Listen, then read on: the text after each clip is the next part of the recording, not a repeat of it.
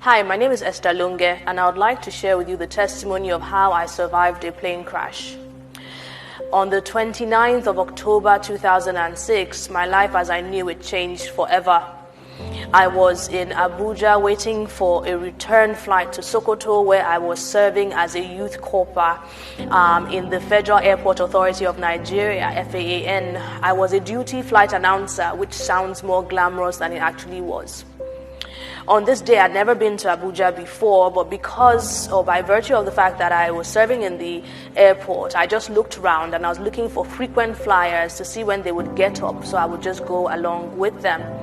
As we came out of the airport, about to board the plane, the northern heat gave way to torrential rain. And I remember thinking to myself that, can the pilot fly in this weather? But then I also thought to myself that they probably don't cancel flights every time that it rains. And so we got on board. Now, I used to joke with myself that, patience was not one of my virtues. And so I really liked to sit at the front of the plane. But on this day, it wasn't an option because the flight was full. And so they had given me a seat in the middle. And so there I was contemplating where my seat was. And then I heard somebody call my full name at the time, Esther Kema Amoda. And I wondered who knew me on that flight. I looked up and it happened to be the other Esther. So there was another Esther who was serving at the airport. I was with the airport authority. She was with the airline ADC. And so she was sitting right at the back of the plane. And so normally for someone who was already uncomfortable sitting at the middle of the plane, it was very unusual for me to go and say hi to her at the back of the plane, and not just say hi, but actually sit down beside her. But I say something told me now with hindsight, I know that it was the Holy Spirit. And so I sat down beside her, and that morning, before I had set off from my fellow corpor's house, I had opened my devotional to read the Bible reading for the day, and it was James 3 from verse 14 to 17 that says, in paraphrase, it says, "Who are you that says today you will do this or tomorrow you will do that? That life is like a vapor." And so as anybody who is about to take a trip, you pray and say, "Oh Lord, let my life not be like a vapor," but you don't read it thinking that anything out of the ordinary is going to happen to you. And so I sat down beside her and I prayed, especially remembering, my reading from the morning, but, we always thought that it was going to be a regular flight. And so we took off. And this was around like 10:40 in the morning, and we're gaining altitude. All of a sudden, the plane dropped. And we thought it was normal turbulence, and so everybody was shouting Jesus, shouting Allah, but we didn't think anything was going to happen. Shortly after that again, the plane dropped again. By this time, even though it was 11 o'clock in the morning, the emergency lights had come on in the plane. Outside was dark. The Christians were shouting Jesus. The Muslims were shouting Allah. Children were crying. It was a little bit of mayhem. But still, we thought it was just really bad turbulence, and we're waiting for the pilot to regain control of the plane. Shortly after, I look out of the window, and for lack of a better way to describe it, I hear a loud bow. I look back in front of me, and I'm sitting exactly the way I was sitting in the air, just that in front of me now was grass. The plane had crashed.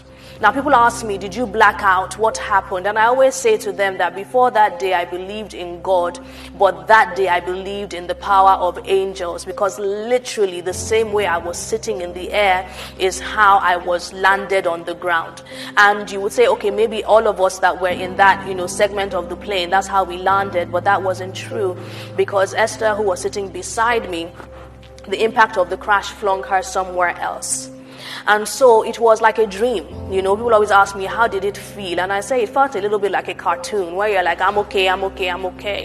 But I did not know where I was, and I wasn't quite sure what was happening. And so because I like to travel light, I had my hand luggage under my seat, and it was still there, thanks be to God. At the time I had the Motorola Razor. I don't know if you remember that phone. So the clip was in my belt hole, and the phone was on the side. Picked up the phone, put it back in the clip, and then I started to feel my way out of where I was. As I was doing that, I heard somebody shout, "Oh, somebody help me, somebody help me." And it turned out to be the other Esther. So the impact had flung her somewhere else. And so I unhooked her from her seat, and she had a dislocated hip, and then we made our way out of the debris of the plane. Now we're in the plane, and we had no idea where the plane had gone, how far it had gone before this happened. So I did not know if I was in Kafanchan or in Kebbi. All I knew was that I was in the middle of a field somewhere, and it was raining, and I was just like, God, what is going on? Esther, when she saw that I had my bag with me, she said, she had valuables in her own bag, and so she went back into the debris of the plane to go find her possessions. As we were still trying to figure out what was going on, I saw three ladies, one on top of each other, and the one on top was strapping the other two beneath her. These turned out to be the daughters of the Kogi state governor. Now, there was also another guy who was sitting on the floor, spread-eagled, and he was just looking. And I remember thinking to myself that, Uncle, please help now. We're all in shock here. It was after the fact that I realized that there was nothing he could do because both of his legs were broken. And so I was trying to remove the lady on top, and I saw things that I never want to see again in terms of bone showing and all of that stuff. And I remember her crying out in pain. And I said to her, you're alive. They can fix your body, but thank God at least that you are alive. Pulled her off, and then the one in the middle, because she was Hausa origin, her wrapper had gotten entangled in her, because that's their native dress, isn't it? So her wrapper had gotten entangled with her seatbelt.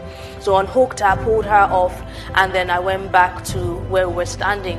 There was a lady who was standing, her hand, and her leg were broken, and she was crying about her brother.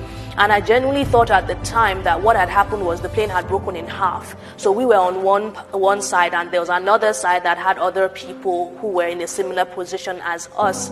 Because, the northern tradition is that, the men sit in front and the women sit at the back. So I just thought that they were on one side and we were on another. And I was like, you're alive. I'm sure they'll find your brother and your brother will be fine. But that was not to be the case. Shortly after, we saw villagers come out, and we realized then, because of what they had said, that the plane had crashed outside of the airport. But the people in the airport did not know that the plane had crashed just outside.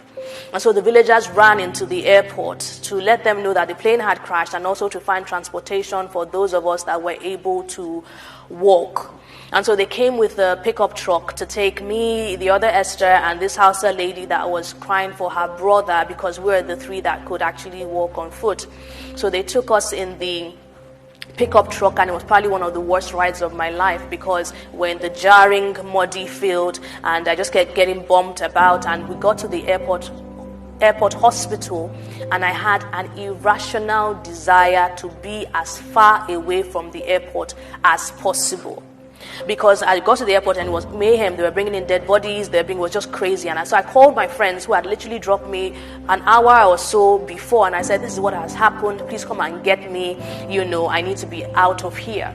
And so they came to pick me up and took me to a private hospital, where the first thing that they did was to put me on a morphine drip because I had a banging headache. I remember one of my friends calling me, and I made small talk with her because I didn't necessarily want to let her know that I had just been in such an accident.